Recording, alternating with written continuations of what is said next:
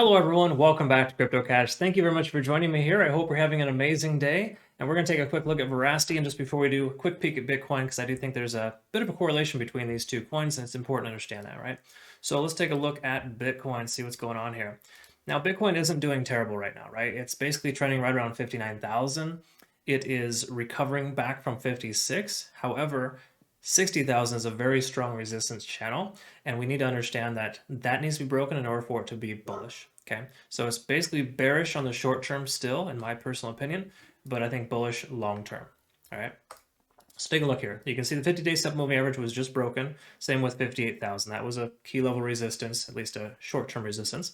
So we're above that right now, but don't get your hopes up just yet, because there's a few things kind of working against us, right? So TD sequential, we're seeing we're at a 7. We might have 2 more hours worth of bullish momentum. We have a tremendous amount of volume right at 61,000. That's going to hold as a pretty strong resistance, because if you know anything about volume, it works as a consistent support and resistance level, right? That's what the volume weighted average price, the VWAP, is for on short-term day trading. That's what I use, and it really helps you understand if you're on the right side of the fence. This here tells us we're on the wrong side of the fence, essentially. We're still trying to jump over, and we haven't quite done it yet.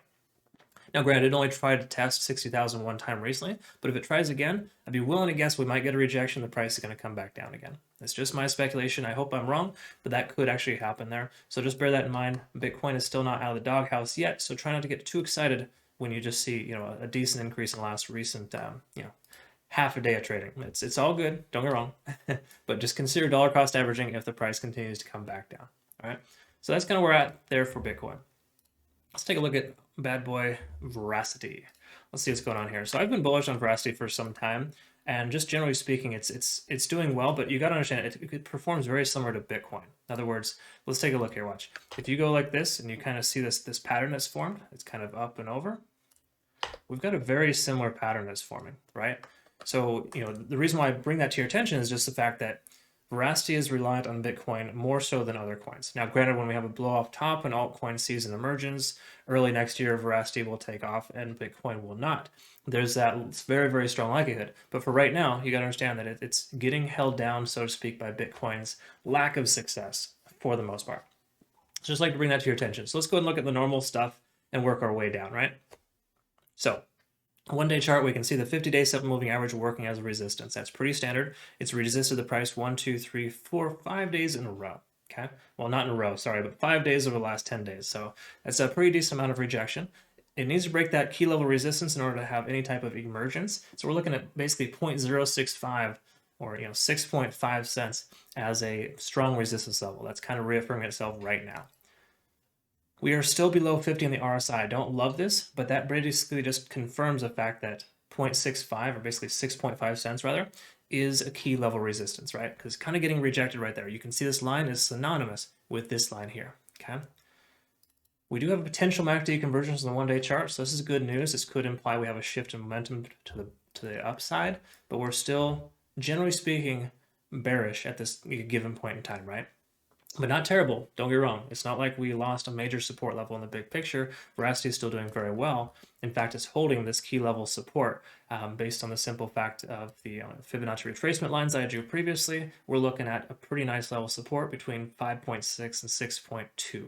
So that's good, and it broke above that too. So ultimately, we're definitely in better shape. We're actually back above the 50-day simple moving average, which is awesome. But if you notice, that's a very, very similar pattern to Bitcoin. Okay, Bitcoin just broke its simple moving average 50 on the 4-hour chart as well. Again, very similar behavior.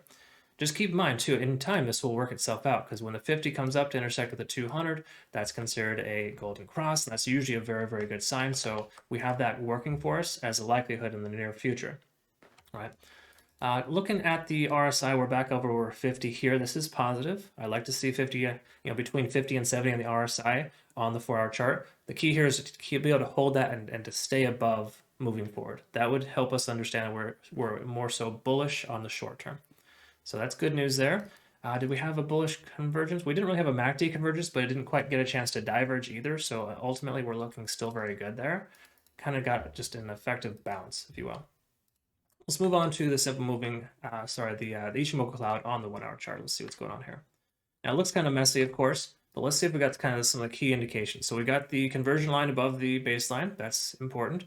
We're above the cloud, also important. And we also have Mr. Lagging Span over here hasn't intersected with the price action yet. So all in all, this is a very good indication of I wouldn't say a buy signal, but it's a good indication of the fact that if you have a position open, you don't need to worry about closing it or taking profits, because it should continue this momentum moving forward. Now, in other words, it doesn't mean it's going to shoot to the moon, right? We got a key level resistance is having very big, very difficult time passing. Same with Bitcoin as well. It's essentially the same thing as 60,000 on Bitcoin. Even though it's at 59, it's still kind of getting rejected out by that zone, right? That 58 to 60,000 range. Well, same thing here as well. We got this rejection level at about 6.5 cents that Veracity needs to overcome in order to become bullish. So to me, on the short term, I think we need to see a one-day candlestick close from Veracity above that level in order to understand that we're on the right track, right? Because even though we got a nice little Ishimoku cloud here and we got a potential bounce on the MACD convergence on the 4-hour chart, that's what I typically refer to as a double rainbow. I'm still not 100% convinced based on the fact that Bitcoin is controlling Veracity for the most part. In other words, these two have a very strong correlation. So my sentiment here is that whatever Bitcoin does, Veracity will as well. It'll break free from Bitcoin, sort of, right? It has in the past a little bit, but it's not quite going to break free like these gaming coins do. It's not going to shoot to the moon, for lack of better terms, without Bitcoin's consent, right? So this is like that little kid that has to ask their parents to go out and have fun with their friends right now, okay? That's basically what's going on. And as much as I hate to admit it, that's kind of the case. That's why we look at Bitcoin first, right? So I know I have a big crowd of Veracity fans here that watch my videos. So I hope you understand I don't mean any disrespect to Veracity. It's a very good coin. It's got really good potential, and I think it'll do great eventually. But for right now, in the short term, for lack to kind of just make it really simple for you, it's following Bitcoin's behavior almost to a T. And we need to understand that, without Bitcoin doing well, this one may not as well. And in fact, it's probably getting rejected by that resistance level, more so from Bitcoin selling off over just the simple fact of the fact that it's a resistance level, okay?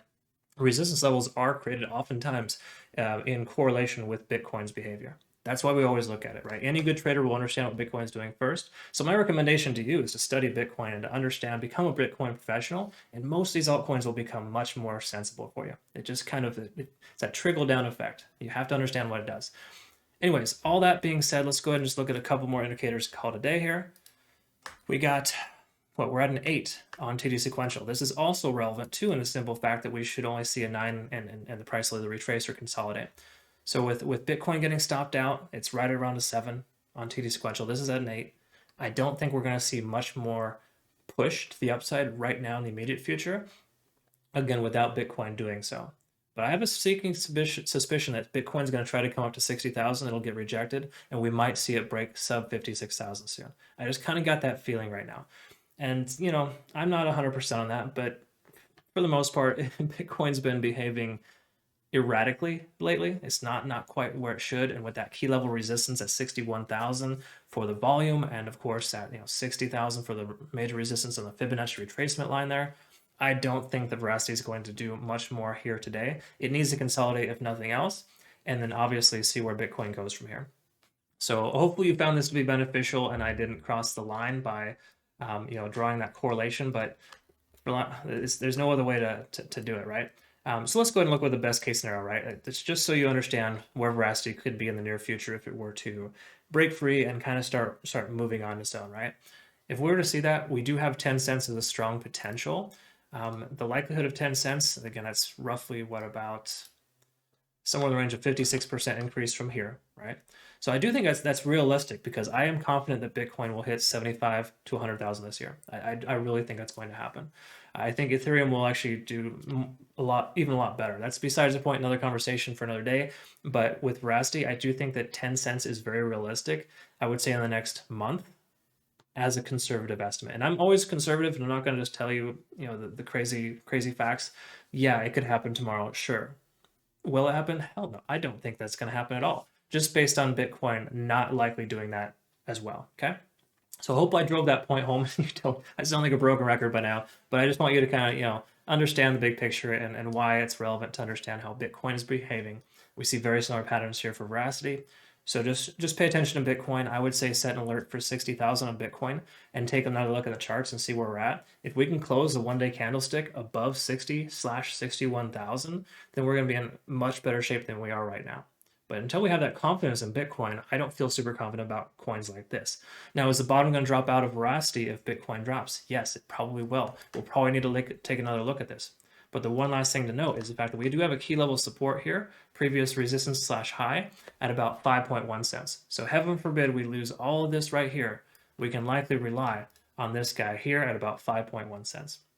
So if you have a stop loss in place, consider adjusting it below that just to be on the safe side in case you have that leg down, or maybe even no stop loss at all. I know it sounds crazy, but we don't do stop losses on our swing/hodl trades right now because we're in a bull market within our community. So that's kind of just the concept there. I know it sounds kind of crazy, but with Bitcoin being kind of Bitcoin right now, you have to protect your nest and allow for that fluctuation, because a 5% decrease in Bitcoin is a 10 to 20% decrease in a coin like this. It's just the way it goes.